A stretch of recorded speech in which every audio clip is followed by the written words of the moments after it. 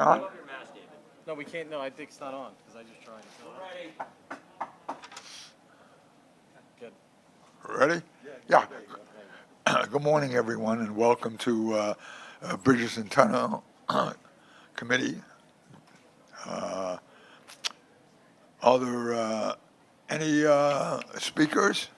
Good morning. We have two members of the public registered to speak today. The first speaker will be Murray Bowden. Following will be Alita Dupree. Very good. Good morning, Murray. 88 years old. God bless you. You prepare a whole speech to stay up here and give it, and all of a sudden gets turned upside down. I was going to talk about global warming and the problems Danny has to get us straightened. Then Neil hit the right on the target. There is one overriding thing, and it's vaccination. There is nothing else. And until we get to the point where we realize there can't be anything else. Personal feelings, you can't drive a car without a driver's license. You can't drink unless you're 18 or 21 and everybody cheats. You can't be an electrician unless you have a license. You can't be a teacher unless you're vaccinated. So let's get off this thing and saying, oh, personal privilege, personal feelings and everything else. They don't exist. There's only health. His grandson went to the school today, not vaccinated. Why aren't they vaccinated? Because they haven't said vaccinated. Roosevelt said we need to build tanks. Go out there and build the tanks. They went out and built the tanks. You want a vaccine for kids? It's used in the rest of the world. Why not here?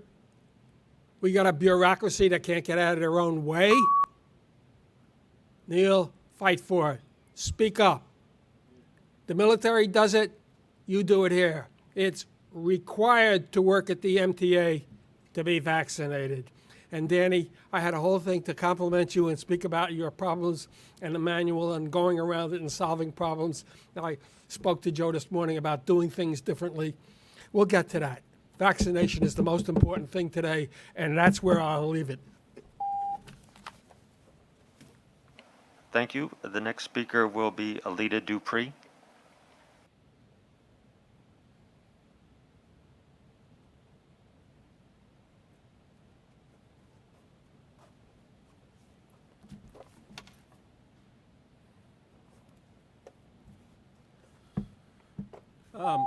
Thank you, Chair David Mack and members. Alita Dupree for the record. My pronouns are she and her. I'm going to talk about bridges and tunnels today. I've been following this work, really good work with open road tolling, supported from the start, because I remember the days of dropping the coins in and sometimes they didn't get in the basket and waiting in line. It's a good system. But how do we take it to the next level? Easy Pass is the ideal. I really think anybody who has a vehicle in the eastern region should have Easy Pass. But there is a disconnect growing between the ownership and use of vehicles. I don't own a car myself. And there are apps such as Paytolo that allow you to use them to pay for tolls. I think it's a GPS-based system. And how can we have the reciprocity with other states? Because even though most people will pay their tolls, some don't. And the idea of being able to fund an account where maybe we don't have to be so dependent on these physical transponders, as good as they are, for people like me who don't own a car, don't know if it makes sense for me to have one. And there is the matter of interoperability,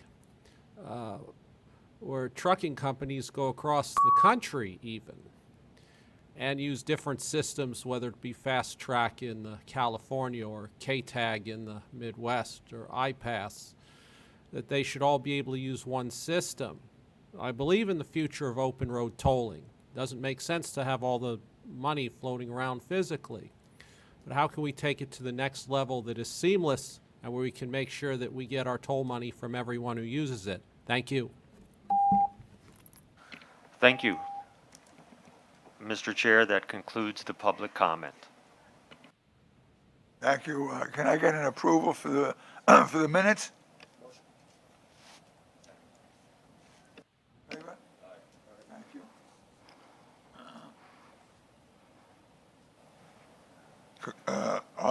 Are there any changes in the BTA committee work plan? Mr. Chairman, the August Bridge and Tunnel Financial Report will be published in October, and there are no other changes to the B&T committee work plan. Thank you. Thank you. So if I may, Yes? Mr. Chairman, I just wanted to say, first of all, I'd like welcoming you, Commissioner Mack, as the acting Bridge and Tunnel Committee Chair, and I look forward to working with you.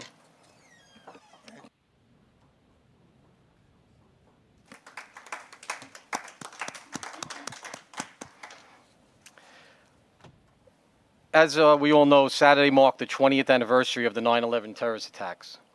As we remember that day and those that were lost, I would like to acknowledge the intense efforts of my fellow B&T colleagues on that day and through the trying times that followed.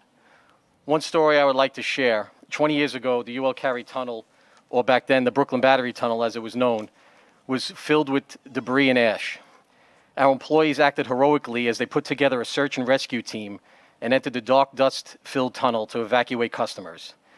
And you have to remember, at the time, you have almost a 2-mile tunnel, pitch black, dust and debris, going in with flashlights, going vehicle to make sure we can evacuate customers safely. We ended up removing more than 280 abandoned vehicles from the tunnel in that day and the days that followed. There are many other stories told and untold of our employees assisting people that fateful day, and I just wanted to take this opportunity to thank them all.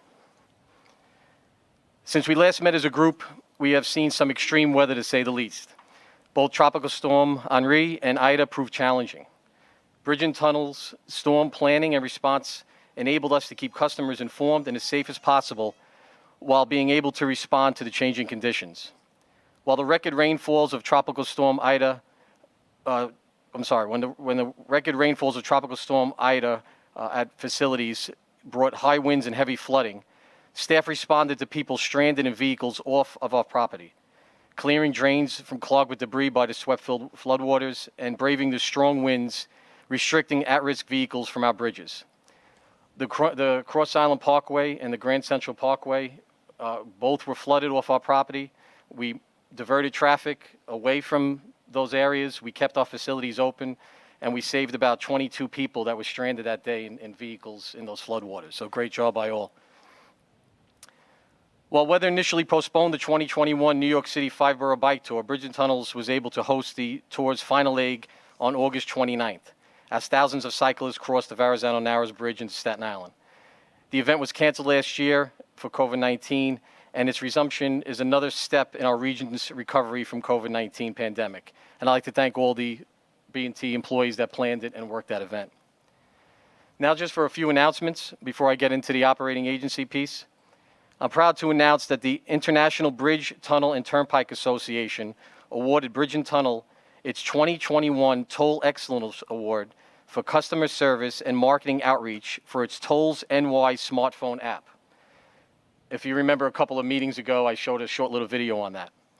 The Tolls NY was developed in coordination with the New York State Thruway Authority, the Port Authority of New York and New Jersey, to provide New York motorists with a convenient way to manage their Easy Pass accounts and toll payments. The IBTTA cited the popularity, functionality, and timelessness of Tolls New York, or Tolls NY, in its award. Featuring a design based on extensive customer outreach, the app has been downloaded more than 1 million times and has collected more than $70 million in toll revenue since its release in June of 2020, providing customers with an important self-service option that has been especially beneficial during pandemic restrictions. I joined the IBTTA in recognizing the outstanding efforts of B&T staff responsible for success, and thank you and congratulations to the application team. A few comings and goings. Anne-Marie Bressler has been promoted to Bridge and Tunnel's Vice President, Intelligent Transportation Systems and Tolling Operations. Anne-Marie has been responsible for managing the development of back-office capabilities for Bridge and Tunnel's many tolling initiatives over the past 10 years, Her extensive experience and expertise in all aspects of toll collection, customer service, and related technology makes her uniquely qualified for the new responsibilities. And we congratulate Anne Marie. And lastly,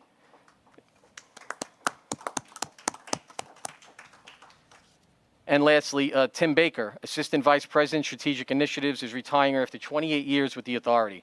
Tim has played a major role in countless B&T improvements, notably in the transition of the operations department after the 9/11 attacks and in cashless tolling customer outreach efforts that resulted in Bridge and Tunnel's industry-leading Easy Pass market share and the design for the recently mentioned Tolls NY app. Best wishes and happy retirement, Tim. So as we focus on the operating piece of this agency, I now like to turn it over to Cassandra Edgehill, Assistant Vice President, Operations, that will give the report on operations. Cassandra? Thank you. Good morning, everyone. There are 2 reports on operation in this month's committee materials. I will be focusing on the July report, which begins on page 31. Bridge and Tunnels traffic continues to approach pre-pandemic levels. Paid vehicle traffic in July of 2021 was 28 million vehicles. That is 2.9% lower than in the same month of July of last year, 2019, and 20.2% higher than in July of last year. For August, preliminary B&T traffic was 4.6 lower in 2021 than in 2019, and for year-to-date was 10.2% lower than in 2019. B&T saw a 0.7% decrease in traffic for the Labor Day weekend when compared to 2019 totals. And we hit our first 1 million vehicle traffic day on Friday, September 3rd, since the pandemic. And our last million vehicle traffic day was on October 25th of 2019. So now operations is focused on our post-Labor Day traffic. We are looking at traffic totals, our patterns, our rush hour trends, as well as comparing these metrics to pre-pandemic return to school numbers. Our Bridge and Tunnel staff are patrolling the facilities and monitoring on and off property traffic changes that may impact our customers, taking a proactive approach. Last week, we didn't observe much change from previous weeks. However, with the opening of public schools today, we do continue to monitor our traffic numbers and our patterns. Unless there are any other questions for operations, this concludes the report. Yes. One question. The report was on Labor Day.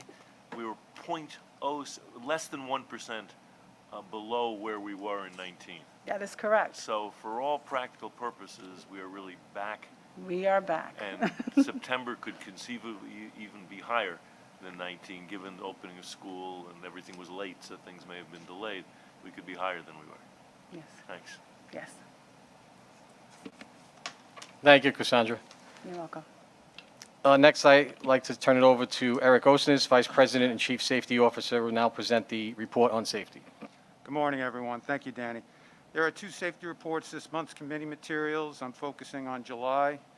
B&T's customer safety performance metrics continue to be positive. While many indicators improved during the pandemic last year, B&T's current safety performance in most areas is also better than in pre-pandemic period two years ago. B&T safety report highlights include the following. Customer collision rates improved over the past 12 months compared to previous 12 months. B&T's 2021 total rate was 4.0 per million vehicles, 39% better than in 2019 and 30% better than last year. The 2021 collision with injury rate was 0.63 vehicles, 30% better than in 19 and 22% better than last year. The employee lost time injury rate for the 12 months through July 21 was 6.1 incidents per 200,000 hours, a 7% increase compared to the previous 12 months, and a 3.2% decrease compared to the 12 months before that. And that includes the safety report. If there are any questions. Yes, sir. So, Eric, you got to hear the discussion earlier in the safety committee meeting, but not a chance to comment. Would you care to comment on what's going on with Bridges and Tunnels employees and vaccination rates What is either holding folks up from doing so? What are people's attitudes? We clearly had Vinny Tessitore talking about the Long Island Railroad employees, and he said that there are people in the field who don't believe in it, don't think it's our business, et cetera, and I hope I'm not putting any words in Vinny's mouth, but could you give us some sense, since we don't have an equivalent union rep here to talk about it? Yeah, thank you, Commissioner. I appreciate the question, and I would like to give the board members a little insight into my observations of what's occurring out in the field. I think Commissioner Testaverde was on point in many ways. If you wake up in the morning and your internal calculus is such that you think that the vaccine, the relative risk of the vaccine outweighs the relative risk of the virus itself, with all the information that's out there to affirm your position on that internal risk assessment, I think it's very difficult for us as a safety team to try to drive that individual's perspective on the world and changing that grid analysis with respect to severity and probability. What we have done, and you asked the question on whether or not we know the number of vaccine and the demographics within our organization or within the MTA as a whole, and I could say that within Bridges and Tunnels, we absolutely know the demographics, the public-facing individuals that deal with our customers on a daily basis. And we are driving our communication campaign towards based on that demographic. I would even like to make a comment on the method of communication. I don't think that changing anybody's calculus from a risk-based approach, what that internal calculus may be is additional information on antibodies and cell-mediated immunity. That's not the way to go. I think what we have been doing within Bridges and Tunnels is to try to paint the picture of patterns of transmissions. What had gone on in Europe at the time prior to the event hitting here at home. Trying to make connections as to now we're going into a different phase of lifestyle because winter and the fall months are coming. That changes our behavior patterns, that changes the modes of transmission, and obviously that increases the risk factors.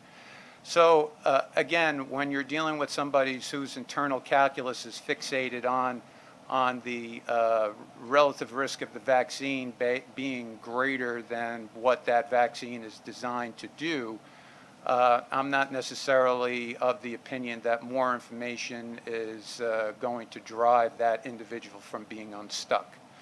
And to Commissioner Testaverde's point about people being more than, or less than hesitant, I think those, you get the hesitant, but those that are fixated, they are fixated and they can influence what's going on in the general population. Peer pressure matters. Let me ask one follow-on question. When I spent more time in this committee and we were focused on safety, as you well recall, we would focus on individual properties. And the benefit of Bridges and Tunnels is you can focus on properties, whereas other parts of the MTA, they're gaggles of people. So without putting anyone on the spot, I don't need to know, but do we have a sense of where we have vaccination rates lower in certain properties than others, where we can apply some extra peer pressure? Maybe a well-known, more senior person there could lead by getting the vaccine and helping the younger people know time to move on. Do we have a sense, Dan or Eric? You hit it right on the head. I think Eric's been doing a great job in narrowing that down. And the way you described it's exactly the way we were trying to attack it. So, you look at the south, central, north, east, where's the lack of people getting vaccinated? What are the groups that are not getting vaccinated? When I mean groups, I mean maintenance, operations, administrative. That's how we're targeting it. And Eric's basically doing the road show, and he's going there. And you might have, like you said, you might have somebody that's really influential in a group. And if you could try to even sway one or two people in that group, I think it's a success. And our numbers are so low at Bridges and Tunnels compared to the other agencies that you get those one or two in that group, and it's a very big success, and it moves the needle. So that's how Eric's been attacking. Eric, if you want to say anything else on that. I'd say this, that after one of our talks, you usually can hear a buzz amongst the population. And I feel that buzz is good because it's getting people to think, it's getting people to talk, it's getting people to drive away from whatever their perception is and maybe look at information a little differently than they were prior to that talk. Head. Hi, well, I personally have been affected by it, family, and we have relatives, extended relatives who have died because of it, so it's very real. I mean, have you tried to bring it as a personal thing? Do you know somebody that has? Okay. Have you used the attack that, do you know someone that has died or who's become ill because of it as a reason for them to consider getting vaccinated? Yes, and I do think that in the last safety committee meeting, we talked about time. And I think it takes a little time for all of these variables to sink in. You know, we talked about, we just commemorated 9/11, and one of the major, I don't want to say benefit, but the outcome of 9/11 was that we were galvanized behind the attack that occurred 20 years ago. And right now we're losing every 2 to 3 days the same number of people that died during that attack. And if a little bit of that energy, that galvanized spirit that occurred after 9/11 to look at who attacked us 20 years ago the same way as we're looking at this virus now, and that if we can become galvanized around that, it's going to drive what we're looking for as far as output is concerned. So I do think that we need to give this time. The actions of the president, and us from a communication campaign, making sure that we're on top of driving those very points that you just described, Commissioner. Thank you, everyone. So finally, Mr. Chairman, materials for the and committee, the materials for the financial capital program status diversity reports are included in the B&T committee materials that you received. The appropriate staff are either in the room or they're on Zoom or virtual in these areas. So if you have any questions, feel free to let us know now, or you can, like many of you do, you send questions later on if you think of something. There are also no procurements this month. And again, if there's no further questions, this concludes my report. Dan, thank you. Cassandra, thank you. Eric, thank you. And are there any other questions? If not,